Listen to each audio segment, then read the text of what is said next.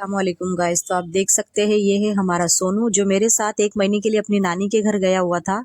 तो गाइस 1 महीने के बाद जब ये अपने घर पर आया वेकेशन मना के, तो इसने रो रो के अपनी हालत खराब कर ली कि गाइस ये इतना रो रहा, इतना रोया कि इसका मन ही यहाँ पे नहीं लग रहा है। एक वक्त था कि इसका मन हमारे बिना नहीं लगता था, लेकिन गाइस अब इसका मन नानी के घर के बिना नहीं लग रहा है। क्यों? क्योंकि वहाँ पे बहुत सारी किड्स है जिससे इसकी दोस्ती हो चुकी थी। अब इसका उस दोस्तों के बिना दिल नहीं लग रहा है। ये वापस जाना चाहता है। इन्हें कौन समझाए कि वेकेशन पूरा हो चुका है, छुट्टियां पूरी हो चुकी है और इसे अब हमेशा यहीं पे रहना है।